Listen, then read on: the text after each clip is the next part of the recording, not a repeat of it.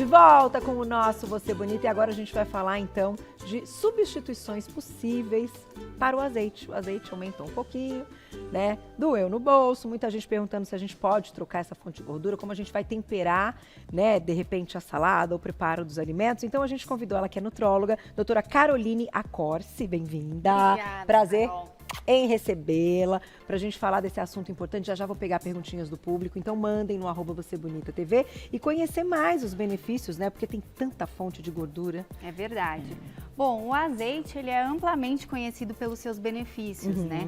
Mas com o aumento do preço do ano passado para esse ano, teve um aumento de 50%. Bastante, sim. Por conta de uma quebra de safra no ano passado na Europa e também por conta da alta do dólar. Então, muitos consumidores, eles precisaram de uma alternativa. Sem dúvida. Por isso que é muito importante essa pauta para a gente explicar que variando, além da gente trazer vários benefícios para a saúde, a gente também pode enriquecer muito a culinária, né? Tá certo. E tem uns que são bem gostosos, inclusive esse primeiro, que a gente já vai colocar na tela a tabela nutricional e a doutora vai explicar pra gente. Então, o primeiro é o óleo de gergelim, olha lá. Tem um aroma, tem sabor, enfim. Uma delícia, né? E aí a gente colocou só, eu acho que é uma curiosidade importante, quando a gente fala aí das calorias, das gorduras, acaba sendo um pouquinho parecido, né, doutora? Então, aqui 77 calorias, 8,6 gramas de lipídios, gordura saturada 0,8 gramas, gorduras monoinsaturadas 2,4 e gordura poliinsaturada 3 gramas. Seria legal acho, explicar um pouquinho das gorduras, né? Vamos falar um pouquinho. Bom, o óleo de gergelim, ele é rico em ômega 3, ele é rico em ômega 6 e diversos bioativos, como zinco, cálcio, tirosina. Então ele vai fazer bem para o cabelo, vai fazer bem para a pele, para a saúde dos ossos. Tem tirosina que também é muito importante para, por exemplo, ansiedade, ele é um precursor ali da serotonina, então é bem legal. Mas como todo óleo, né, porque a gente tem muito medo das calorias, e a gente tem muito medo do carboidrato, né, Carol? Mas, na verdade, 1 grama de carboidrato tem 4 calorias. 1 grama de gordura tem 9, é mais que o dobro. Então, a gente tem que prestar um pouquinho de atenção.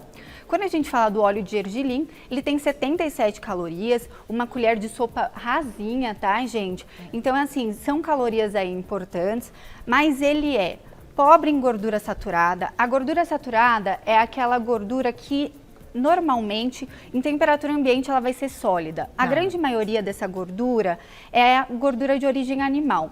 Mas a gente tem alguns óleos vegetais que são ricos em gordura saturada, como por exemplo o óleo de coco que a gente vai falar mais pra frente. Tá aqui, ó, já. Mas a gordura saturada não é tão legal porque ela é inflamatória.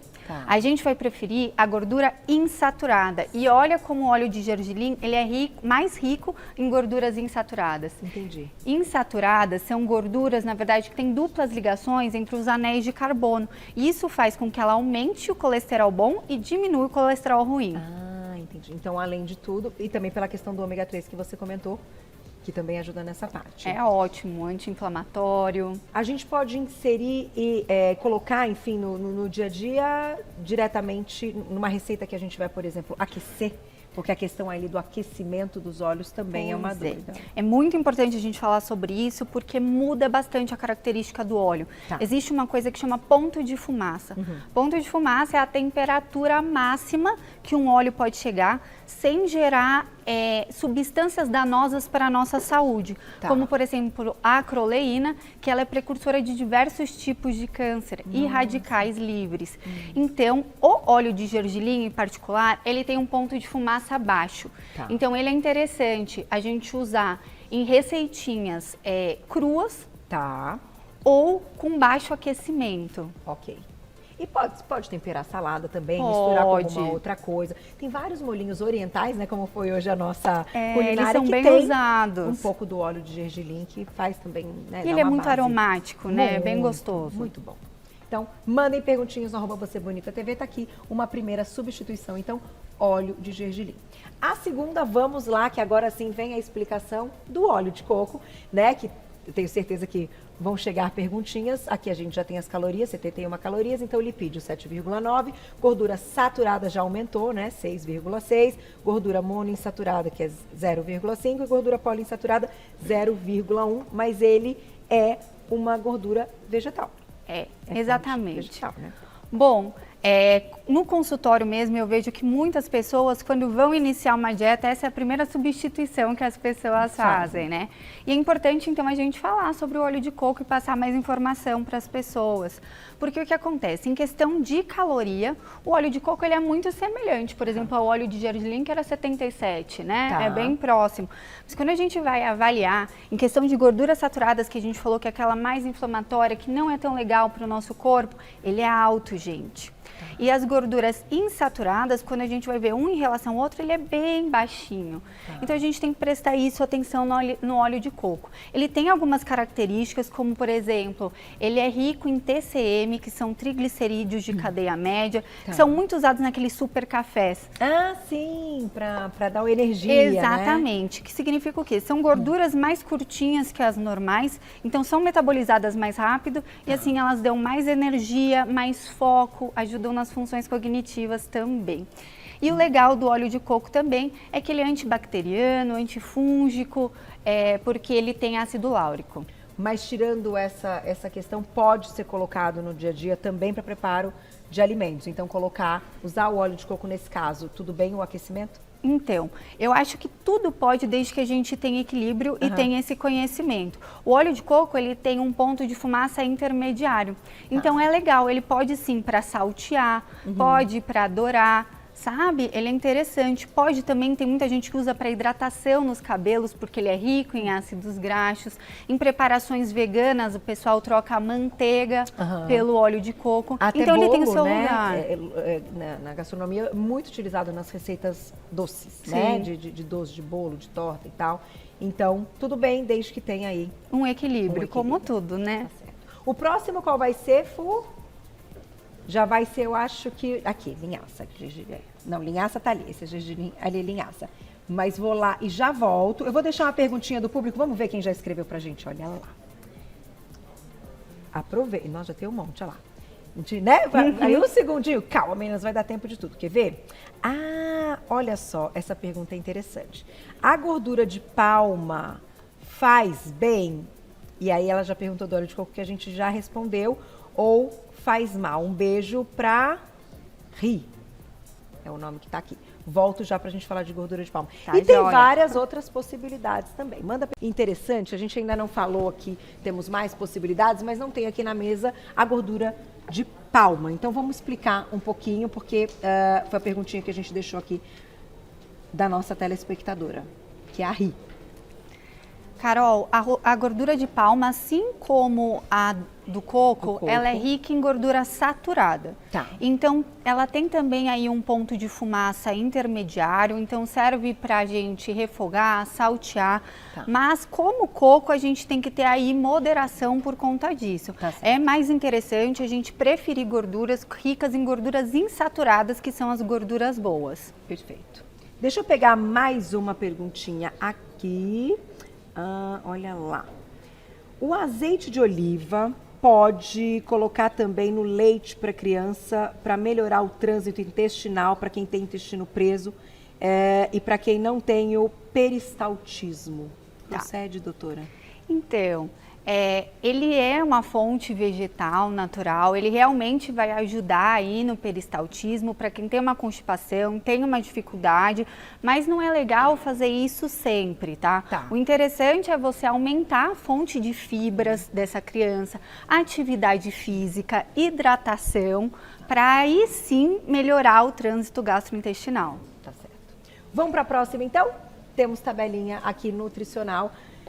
Agora a gente vai falar da linhaça, então vamos fazer uma comparação. Olha, 72 calorias, lipídios 8 gramas, gorduras saturadas 0,7, bem baixinho, monoinsaturadas 1,5 e gorduras poliinsaturadas 5,4. A linhaça, então, é uma excelente fonte. Exatamente. De gordura. É isso mesmo, Carol. A linhaça, ela é muito interessante porque ela é rica em ômega 3, rica em ômega 6 também e lignanas, que são também... elas trabalham no metabolismo do estradiol, então ele é legal para sintomas de menopausa. O ômega 3, além de ser anti-inflamatório, é uma gordura muito legal, né, pra gente. Muito rico em peixes como atum, sardinha, salmão, mas a gente também tem algumas fontes vegetais que são ricas, como a linhaça e a chia. E você acha legal, doutora, que a gente já ouviu assim, esses óleos mais específicos e que tem um sabor até diferente, ao invés de colocar em receitas, tomar uma colherzinha, enfim, de café, de chá, todos os dias para melhorar toda essa questão? É interessante também, além de ajudar no trato gastrointestinal, mas o importante a gente falar é que as gorduras, elas são calóricas. Então, assim, você fazer isso, às vezes, está aumentando a ingesta diária. Se você colocar ela na preparação da tua comida, na salada e ainda fazer essa ingesta livre, talvez não seja tão interessante. Tá certo. Tudo com equilíbrio, né, Carol? Mas você acha que com a salada ficaria bom, então? Fica bem gostoso. E é assim, a linhaça, ela tem o ponto de fumaça baixo também. Então, ela precisa ser ingerida crua ou em baixas temperaturas. Finalizar, né? Exato. Aquela famosa finalizada ali no prato. Agora, esse eu adoro, gosto da fruta mesmo. É o abacate, mas a gente tem o óleo do abacate, né, gente? Então, 72 calorias, 8 gramas, 1,6 gramas de gordura saturada, 5,4 gramas de gordura monoinsaturada e gorduras poliinsaturadas 0,9 gramas, que daí esse também é bem, o abacate bem equilibrado, né? Exatamente. O abacate, ele é bem rico em gorduras insaturadas, né? Isso é legal, então melhora a saúde cardiovascular. O interessante dele também é que ele é rico em magnésio, então melhora a qualidade do seu sono, melhora sintomas de TPM. Então ele é uma ótima fonte, o gostinho dele é bem gostoso também, só que ele não é tão barato, né, Carol? Aí é um investimento um pouquinho maior. E também vai ter ali o seu saborzinho. Sim. Né? Tem que gostar de abacate. Porque exato. O óleo de abacate tem um saborzinho específico. Né, do óleo de abacate. Mas excelente para hidratação também. Falam que para hidratação da pele é muito, Ele é maravilhoso porque ele é muito rico em vitamina E. Então ele hidrata a pele, ele melhora os sinais de envelhecimento, rugas. Ele é ótimo. Então tá aí. A gente vai fechar daqui a pouquinho com o óleo de canola, que é sempre polêmico quando a gente fala dele. Mas agora vamos pegar mais perguntinhas do público. Aproveita que estamos ao vivo. Eu vi uma perguntinha logo que começou o programa, deixa eu achar ela aqui, que é uma pessoa que fala de triglicérides. Explicar um pouquinho essa questão da gordura com colesterol e triglicérides. Tá, claro. Então vamos lá. A questão do triglicérides, as pessoas confundem muito. Ela está muito mais ligada à ingesta de carboidrato em si do que a de gordura. A ingesta de gordura, ela está mais ligada ao colesterol. Mas quando a gente está falando em relação ao triglicérides, é interessante daí a gente priorizar aí os alimentos, os óleos, em que tem maior vitamina E, e que tem também maior ômega 3, porque ele ajuda a desinflamar e ajuda nessa questão do detox hepático. Tá certo. Deixa eu pegar mais uma perguntinha, posso pegar? Vamos lá. Gente, tem muita pergunta. A banha de porco para cozinhar diariamente é melhor do que o óleo de soja? Então, gente, as perguntas são boas, doutora. Super polêmica, vamos lá, A gente vai começar com várias polêmicas. Eu já imaginava. O que acontece? A banha de porco, muita gente fala que é legal por ela ser mais natural. É uma gordura aí de origem animal e ela é mais natural. Mas ela é muito rica em gordura saturada, tá? Que é inflamatória. Então, não, gente, não é legal pra gente usar ela com frequência no dia a dia. Não precisa colocar bastante. E o óleo de soja? O óleo de soja, ele já é uma alternativa mais acessível, né? A questão da soja é mais dos transgênicos. Então, a gente tem que avaliar que são aí bases, né, de alimentos que são geneticamente modificados e não fazem bem para a saúde. Então, a gente precisa saber da fonte. É uma fonte boa? Se essa fonte for realmente boa, aí ele é legal, ele pode ser até balanceado. Agora, existem melhores, como óleo de canola. Que é o que a gente vai falar agora. Vamos falar do óleo de canola e depois eu vou pedir para você falar da manteiga clarificada. Quando a gente fala, né, daquela manteiga que a gente vai limpando, enfim, chamada de manteiga ghee. Não tá aqui na mesa, mas já você conta pra gente. Vamos pro óleo de canola, então? Olha lá, vai entrar a tabela nutricional. Continue mandando perguntinhas. Vamos fazer a comparação. Quando a gente fala do óleo de canola, então, 71 calorias, 8 gramas de lipídios, gordura saturada 0,6 gramas, monoinsaturada 5 gramas e poliinsaturada 2,3 gramas. A minha pergunta é, o tal do óleo de canola não é uma modificação? e que vira óleo, e aí até que ponto também essa questão do industrializado, né, também tem um impacto na nossa saúde. Pois é, o óleo de canola, ele não é o mais natural, ele vem aí de uma flor, né? Porém, quando a gente vai avaliar a composição dele, Carol, é uma composição bem legal. Ele contém antioxidantes, ele é rico em ômega 3, ele é rico em ômega 6 também, é rico em vitamina E e gorduras insaturadas. Então, tudo aquilo que a gente falou que fazia bem, é legal para a saúde cardiovascular, tem no óleo de canola, tá? Hoje a gente já tem diversas formulações muito legais e no mercado daqui que a gente está apresentando hoje, ele é o mais acessível. É o mais acessível, sim. Ele tem um ponto de fumaça alto, então dá para fazer frituras nele, por exemplo, assim como o de abacate.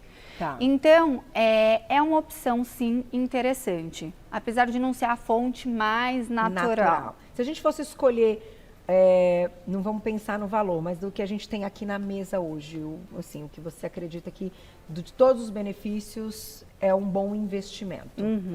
Carol, como você, eu prefiro air fryer, que a gente não vai usar muito óleo.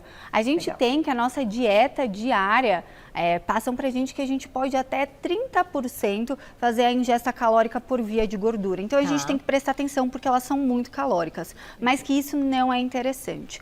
O que eu acho? Eu acho interessante, por exemplo, o óleo de linhaça e o de gergelim pra gente comer com cru. Ok. Com salada. Agora, eu acho a opção da canola uma opção legal por ser acessível e ter benefícios legais para quando a gente já vai fazer preparações com aquecimento maior. E, claro, é aquela história, também não precisa usar a gordura para cozinhar todo dia em todas as refeições. Exatamente. Né? A preparação, ela é muito importante, né? Então, assim, vale a pena a gente alternar essa fonte para a gente ter os diversos benefícios e usar isso de maneira inteligente e equilibrada. Perfeito. Estão perguntando, que a Fu já me falou aqui, ainda não achei essa pergunta, mas estão perguntando qual que é o melhor para o intestino. Hoje está aparecendo bastante pergunta para o intestino. Vamos lá. Olha, quando a gente fala de intestino, é muito legal para a saúde intestinal o de abacate. Eu gosto bastante, tá? Além dele melhorar aí esse trânsito gastrointestinal, ele também é anti-inflamatório, melhora a questão da distensão. Tá, então, óleo de abacate. É uma ótima opção. Vamos falar da manteiga ghee? Vamos lá, que também é tão comum, enfim, muita gente usa, né, na gastronomia, e a questão daquilo que é retirado dela, né, dessa limpeza que é feito nessa manteiga, que é a manteiga clarificada. O que acontece? Ela é uma manteiga clarificada, né? Então a gente vai melhorar daí o perfil nutricional dela. Só que a gente está aí industrializando, né? Fazendo um refino da manteiga. Então, assim, eu acho interessante também, acho que tem o lugar dela, mas eu acho que a gente também tem que usar aí com um certo equilíbrio, tá? E mesmo que a gente faça em casa, porque a gente já ensinou a fazer aqui no programa, né? Aumenta a temperatura e você vai retirando, né, aquela parte que vai ficando por cima. Então, ainda assim é um processo de... Exato. É um processo caseiro, mas é um processo de refinamento. Tá certo. Quem tem esteatose hepática grau 2, pergunta da Gra, um beijo pra Gra, que é a gordura no fígado, qual o melhor óleo para cozinhar? Tá, joia. Gra, primeiro de tudo, quando a gente está falando de esteatose, a gente está falando muito da questão dos triglicerídeos, tá? Então a gente tem que prestar atenção na questão da ingesta de carboidrato. Pão, arroz, macarrão, massa, o docinho, tá? Agora, quando a gente fala da gordura, realmente a gente tem que diminuir essa gordura. Então, por exemplo, para fazer fritura, já não é tão interessante você fazer com muita frequência. Mas o óleo de canola aí seria uma boa opção. O óleo de girassol também. Mas assim, diminuir ao máximo, fazer atividade física regular, já vai ajudar bastante você. E, doutora, é verdade que a associação de carboidrato refinado com gordura é a pior associação que existe? É bomba. Assim. Exatamente. O carboidrato refinado com a gordura saturada é o pior casamento que a gente pode ter. É o filé milanesa, gente. Exatamente. Eu me lembro desse exemplo. É o filé milanesa. Carol, falou tudo, exemplificou muito bem. É exatamente isso. Por quê? Porque ele é muito inflamatório. Então, vai aumentar o colesterol ruim, vai fazer com que as nossas artérias elas fiquem menos elásticas e isso propicia, por exemplo, a pressão alta. Pode aumentar também, fazer resistência insulínica e aumentar a chance da gente ter diabetes.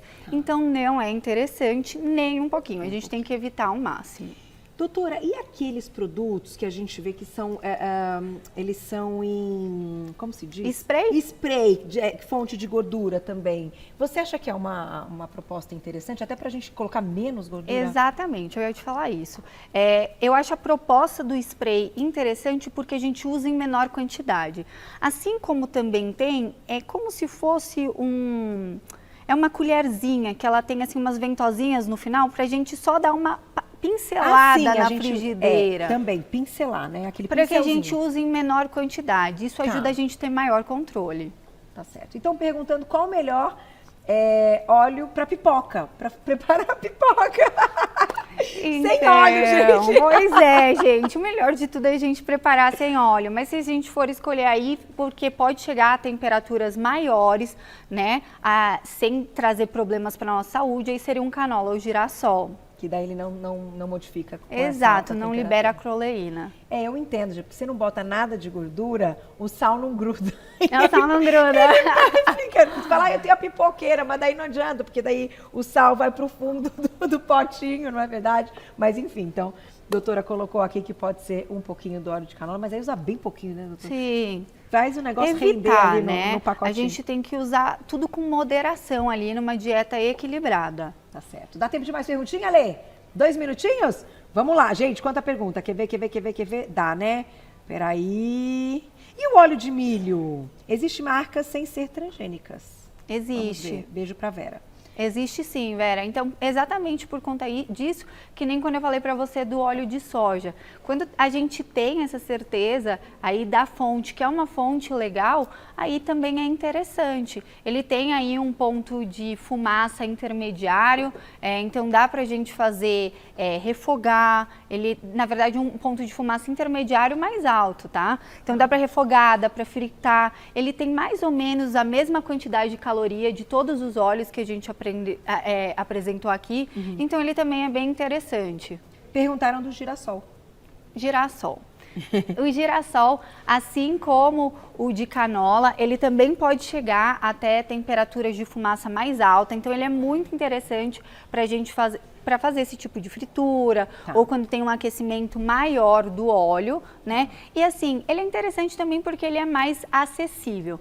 Ele é rico também em gorduras insaturadas e antioxidantes. Doutora, tem que te agradecer, né? Que já estamos no finalzinho. Arrasou, @doutora abreviada Caroline Acorce. Tá marcado lá no nosso Instagram, @doutora abreviado Caroline Acorce com 2 Cs. Ainda tínhamos 15 segundos, eu achei que a gente já estava nos 5 segundos finais. Quero te agradecer, obrigada. Eu quem agradeço, doutora Carol. Nutróloga, e hoje eu achei muito legal o papo, porque pra gente expandir realmente, né, todas as informações. Ainda que polêmicas, doutora. Obrigada. Muito obrigada.